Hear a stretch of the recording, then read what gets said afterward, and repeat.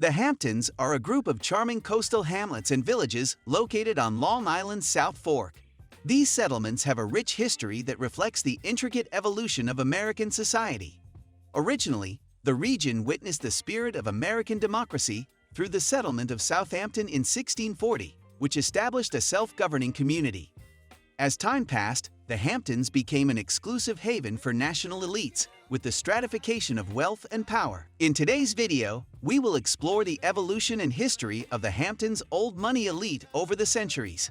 The picturesque settlements, collectively known as the Hamptons, emerged and survived the American Revolution, thriving in glorious isolation for more than a century. Early on, English settlers and indigenous tribes coexisted uneasily, with figures such as the lion gardener claiming dominion over the landscape, creating diverse communities that shaped the region's identity. From the sunken harbors to the bustling wharfs to the peaceful pastures of East Hampton, historical performances were staged in every village. The American Revolution transformed a once peaceful sanctuary into a refuge for those fleeing the chaos of war. The erection of the Montauk Lighthouse in 1796 marked a new chapter, and the area has retained its rural charm despite the changing times. The decline of the whaling industry in Sag Harbor in 1871 marked the end of an era, but the founding of the Maidstone Club in 1891 and the Advent Long Island Railroads in 1895 ushered in a new era. Developers such as Herbert A. Weeks and Carl Fisher took notice of the bucolic terrain. Fisher's vision of Montauk as Miami Beach to the north sparked a development that was eventually brought to a halt by the Great Depression. Nature's wrath manifested by a catastrophic 1938 hurricane that left a trail of destruction. Amidst these triumphs and adversities, a living tapestry of artistic expression began to blossom. One example of this artistic expression is the Guildhall exhibition from 1949. Organized by the then chairman of the Arts Committee, the exhibition included works by Pollock, Krasner, and Balkengreen. Despite initial hesitation, some members of the community protested against the artistic activity associated with the Guildhalls. John was drawing the theater, but the creative tide, like the waters around them, could not be stopped. Already in the 1890s, artists sought respite in this temperate landscape to ignite their creativity. The 1950s and 1960s marked the emergence of the Hamptons as a real base for like-minded entertainers who extended their garter suits beyond their urban apartments.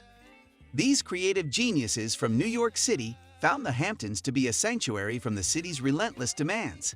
Jackson Pollock, Lee Krasner, Miriam Shapiro, and Paul Brock are some of the many artists who found inspiration in the Hamptons. Among the bohemian avant-garde migrating to the Hamptons in the mid-20th century, the Springs estate of Constantino Nivel and his wife Ruth became a social hub, attracting luminaries such as Lee Corbusier, Al Held, and Sylvia Stone, who spent 2 years near Sag Harbor.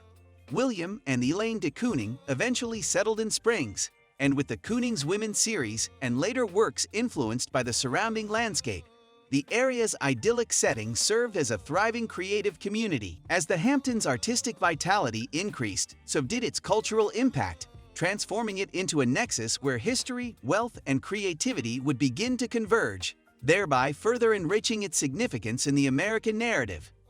By the 1970s, the Hamptons had become a haven for luxury, but it still held a unique charm. The decline of the Hamptons' mid-century bohemian ethos is perhaps best illustrated by the story of the Beale family in the documentary Grey Gardens.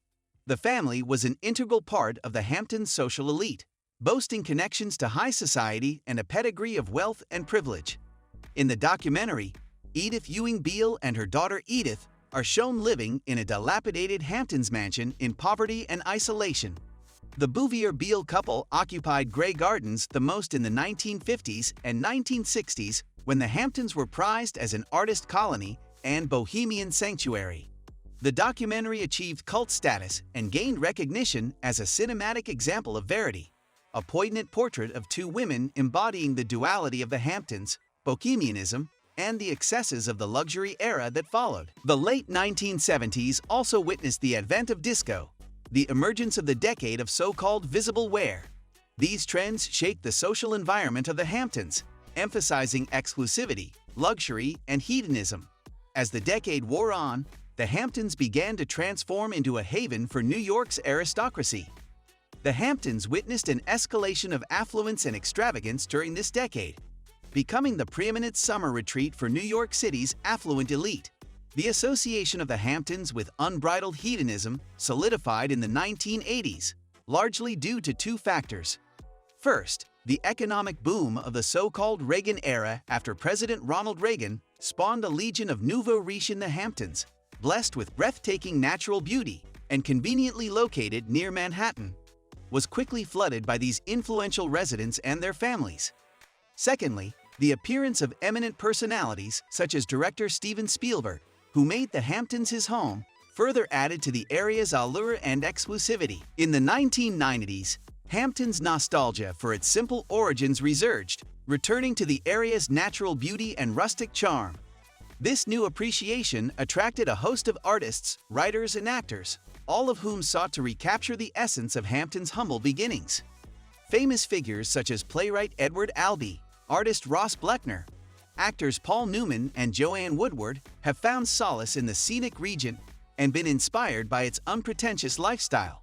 Farm-to-table cuisine also flourished in the Hamptons in the 1990s, responding to growing demand for sustainable local ingredients. Restaurants like Nick and Tony's and The Living Room, both in East Hampton, are known for their commitment to using fresh ingredients from local farms and fisheries. In addition to the boom in farm-to-table food, many of the Hamptons' historic buildings were restored in the 1990s. Two such examples are the renaissance of the Sag Harbor Whaling and History Museum, which offers visitors an insight into the area's rich maritime history, and the renovation of the East Hampton Guild Hall, which provides artists, writers, and together, the place and the community celebrate the innovative spirit that has shaped the Hamptons since its inception. As the new millennium dawned, the 2010s saw an unprecedented surge of ultra-wealthy residents lured by the luxury and extravagance that the Hamptons embody. With the influx of tech entrepreneurs like Facebook co-founder Chris Hughes, hedge fund tycoons like Bill Ackman, and international oligarchs like Roman Abramovich in this coastal paradise, the gap between the wealthy and the rest has widened significantly in search of prestige and status. This influx of wealth to the Hamptons was reflected in the construction of increasingly luxurious homes and estates across the Hamptons landscape. The 2010s also hosted some exclusive parties and events, such as the annual Waterwheel Center Charity Gala at the Diocesan Art Museum's Midsummer Party, which drew the biggest names in art, fashion, and entertainment. These events not only cemented the Hamptons' status as a playground for the rich and famous, but also further widened the divide between the ultra-wealthy and the local community. In the 2010s, high-end art galleries and boutiques began to flourish in the Hamptons, matching the luxurious lifestyle of the new elite. Galleries such as Southampton's Tripoli Gallery cater to the refined tastes of the ultra-wealthy, showcasing the work of established artists as well as emerging talent. Luxury retailers such as Hermes and Ralph Lauren have transformed the area's once quaint high street into a high-end shopping mecca for the Hamptons' affluent. And just like that, the 2010s saw a major shift in the cultural fabric of the Hamptons, with an influx of extremely wealthy residents and the ensuing displays of wealth that left an indelible mark on the region's identity. As the 2020s began, the specter of the COVID-19 pandemic cast a long shadow over the Hamptons. Wealthy New Yorkers retreated to summer homes to escape the chaos of the city, sparking unprecedented demand for prime real estate and severely draining local businesses and resources. Corner shops have shuttered. Once remote beaches have become overcrowded during the turbulent times, the influx of wealthy residents has strained the region's infrastructure and overwhelmed medical facilities. The Hamptons have undergone a remarkable transformation over the decades, from a secluded haven of artists and bohemians to a vibrant venue of culture, wealth, and luxury. In conclusion, the Hamptons have a rich and complex history that reflects the evolution of American society.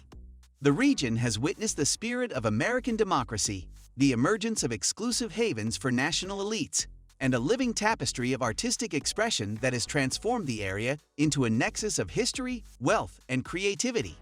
Despite the decline of its mid-century bohemian ethos and the emergence of hedonistic trends, the Hamptons still hold a unique charm that has made it the preeminent summer retreat for New York City's affluent elite. We hope you enjoyed this video.